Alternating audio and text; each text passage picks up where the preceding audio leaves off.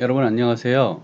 지난 영상에서 우리는 컴퓨터가 어떻게 발전하고 있고 우리의 삶을 어떻게 바꿔놓고 있는지에 대해서 얘기를 했습니다. 컴퓨터를 통해서 그전에는 알지 못했던 그런 것들을 알게 되는 경우, 그리고 컴퓨터가 점점 인간을 닮아감으로써 감정까지 갖게 되는 경우, 그리고 이러한 컴퓨터가 처리할 수 있는 일들이 점점 많아지면서 선거 결과를 예측하거나 스포츠의 결과를 예측하거나 또는 나아가서 독감이 일어나는지까지도 알 수 있는 그런 현상을 우리가 볼 수 있다고 했죠. 사실 요즘 코로나로 인해서 우리가 이렇게 지금 만나지 못하고 온라인을 통해서 강의를 하고 있는데요. 이런 부분들도 아마 지금 지난 시간에 얘기했던 그런 독감 예측 프로그램들을 더 발전시키면 조금 더 나은 방법으로 대처할 수 있지 않을까 그런 생각을 합니다. 오늘은 빅데이터라는 거에 대해서 얘기해 볼까 해요. 여태까지 얘기했던 많은 변화들을 가능하게 할 수 있었던 것은 컴퓨터의 발전, 특히 컴퓨터가 인간과 비슷해져 가고 있는 AI라는 분야에서의 발전을 통해서 가능했습니다.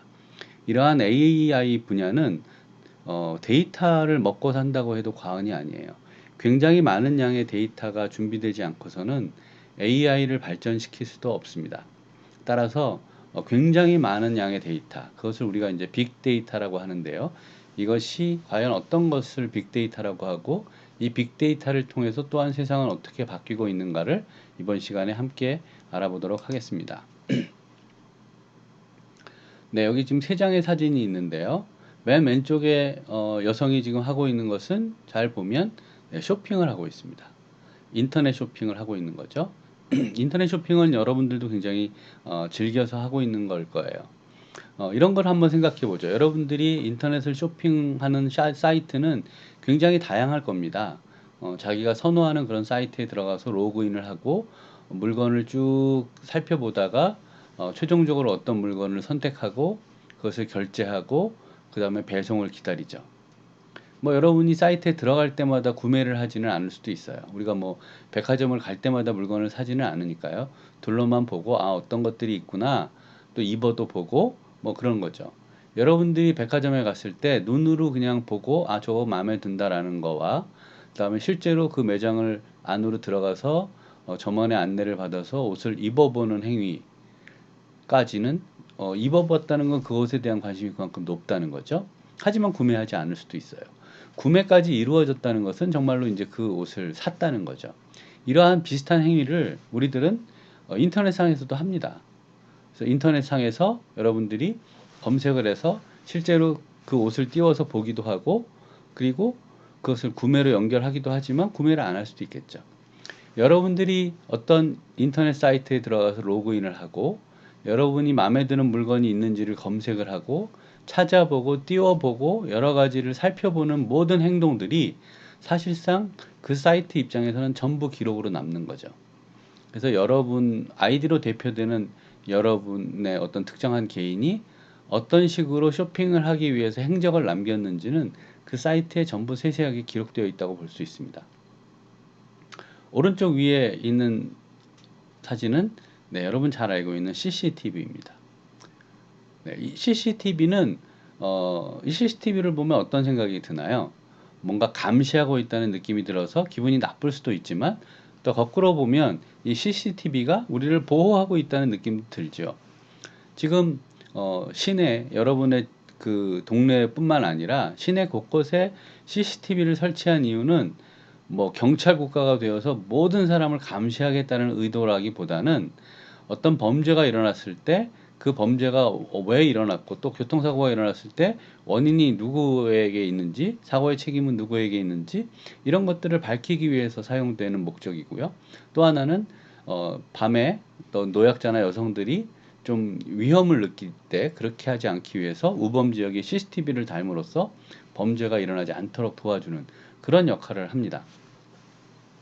CCTV가 설치된 목적은 그런 좋은 뜻이라 하더라도 결과적으로 CCTV는 모든 사람들, 그 CCTV에 촬영된 모든 사람들의 그 기록이 남게 되고 이것을 피할 수 없다는 거죠. 결국 어떤 사람이 집에서 출발해서 다시 집으로 돌아올 때까지의 모든 기록은 CCTV를 다 살펴보게 되면 다 알 수도 있는 그런 시대에 우리가 살고 있다는 겁니다. 마지막으로 이제 스마트폰으로 통화를 하고 있죠. 어, 여러분이 하고 있는 통화 기록들, 메시지를 주고받는 모든 내용들이 사실상 어딘가에 기록이 되어 있습니다. 물론 그것을 아무나 볼 수는 없지만 공권력이 그것을 봐야겠다고 판단을 한다고 하면 그 데이터를 소유하고 있었던 서비스 업자들은 어떤 적법한 절차에 의해서 그 데이터를 보여줄 수밖에 없다는 거죠. 결과적으로 여러분이 하는 모든 행동은 전부 기록으로 남아서 데이터로 바뀌어 어딘가에 저장되고 있다는 것입니다. 우리는 모든 행동의 기록을 남기고 있다. 이것을 우리가 라이프 로그라고 말하고 합니다. 그렇다면 우리의 모든 행동의 기록을 남길 수 있으려면, 거꾸로 얘기하면 우리의 모든 행동의 기록을 누군가가 갖고 있으려면 당연히 어떤 기계적 장치가 필요한데 그것이 바로 센서들입니다. 이 사진에 나와 있는 여러 장치들은 전부 다양한 모습의 센서들입니다. 네, 말 그대로 별의별 걸 다 감지하는 센서들이 존재하고 있다는 거죠. 정리해 볼까요? 빅데이터란 무엇인가? 저장하기에는 비용이 너무 많이 들거나 저장이 어렵거나 분석 시간이 너무 오래 걸린다는 이유로 버려지곤 하던 데이터. 네, 과거에는 데이터를 저장하는데 비용이 많이 들었어요. 뒤에서 얘기하겠지만 예를 들어 뭐 1메가, 1기가 이렇게 큰 데이터를 저장하는 비용이 굉장히 많이 들었습니다. 또는 저장하는 방식이 굉장히 어려웠어요. 또는 어렵게 비용을 많이 들여서 저장한다 하더라도 그 많은 데이터들을 분석하는데 너무 오래 걸려요. 그래서 결과적으로는 데이터를 비용을 많이 들여서 갖고 있어 봤자 쓸모가 없군, 버리자 라고 하던 데이터들이었다는 거죠. 근데 이것이 이제 시간이 흐르면서 기술이 발전하고 데이터 저장 비용이 낮아지면서 이제 데이터를 저장할 수 있게 되었고, 많은 데이터를 저장하고 그 데이터를 분석할 수 있는 방법이 생기다 보니까 서로 관계가 없어 보였는데 연관관계들이 나오더라는 거죠. 서로 관계가 없어 보이던 데이터들의 연관관계를 분석하고 나니까 몰랐던 사실을 밝힐 수 있었고, 이것을 토대로 미래가 어떻게 변할지 예측까지 할 수 있게 되었다는 겁니다. 따라서 빅데이터의 의미는 이전에는 너무 저장 비용이 많거나 분석할 수 없어서 버려지던 데이터들을 모았더니 그거를 분석해 봤더니 무언가 새로운 것을 밝혀낼 수 있었고 그것이 미래까지 예측할 수 있게 해주더라. 이것이 빅데이터가 갖는 가장 큰 의미라고 할 수 있습니다. 예, 앞에서 말씀드린 것처럼 데이터를 저장하는 비용이 굉장히 높았어요. 여기 한번 예를 봅시다.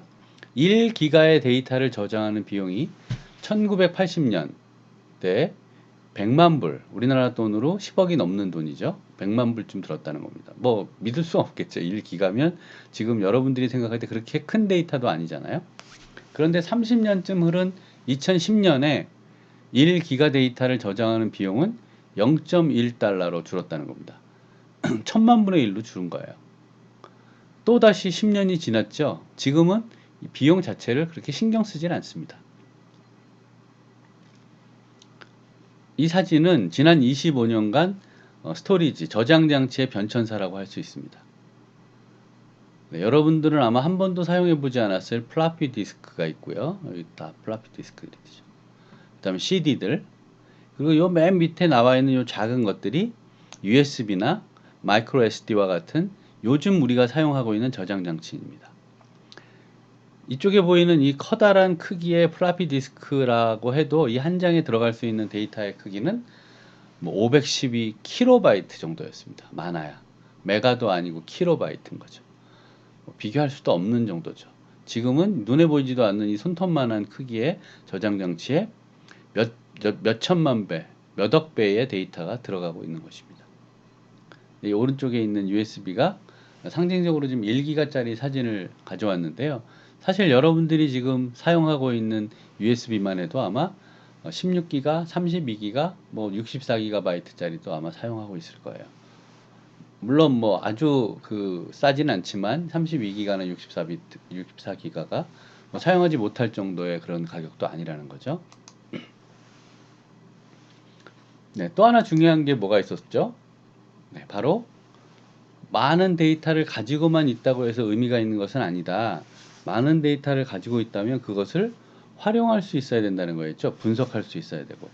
그를 위한 소프트웨어 역시도 준비가 되어 있습니다. 많은 데이터를 손쉽게 처리할 수 있는 방법이 있다는 거죠. 2005년에 구글에서 하둡이라는 소프트웨어를 오픈, 즉 공개했습니다. 누구나 쓸 수 있게 했다는 얘기죠. 하둡은 Highly Availability Distributed Object Oriented Platform이라는 거의 약자인데요. 뭐 Object Oriented Platform은 지금 여러분에게 설명하기는 좀 어려울 것 같고요. Distributed, 분산되어 있는 데이터라는 거죠. 너무 데이터가 많으니까 여기저기에 이제 분산해 놓는다는 거고요. High Availability, 금방금방 그 분산되어 있는 데이터들을 얻을 수 있는 그런 환경에서의 쓸 수 있는 그런 소프트웨어를 구글이 공개했습니다. 보시면 이 코끼리 그림으로 되어 있는 것이 빅데이터들인데요. 데이터 크기가 크니까 이렇게 코끼리로 표현을 했습니다. 그래서 이런 소프트웨어도 이제 준비가 되어 있고요. 이를 통해서 이제 새롭게 세상에 많은 법칙들이 만들어지게 되는데요.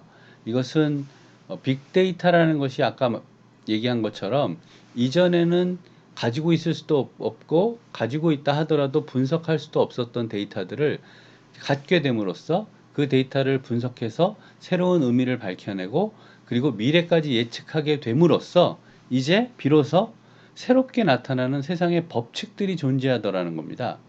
법칙이라고 할 수도 있고 규칙이라고 할 수도 있고 또는 경제를 움직이는 어떤 원칙이라고도 할 수 있는데요. 이런 것들이 그 이전에 우리가 알고 있었던 것과 다른 것들을 통해서 세상이 바뀌고 있더라라는 것을 우리가 이제 알게 되었다는 겁니다. 그럼 도대체 어떤 것들이 우리의 삶을 또 한 번 또 바꾸고 있는 것일까요? 다음 영상에서 함께 보도록 하겠습니다. 여러분 수고 많았습니다. 안녕.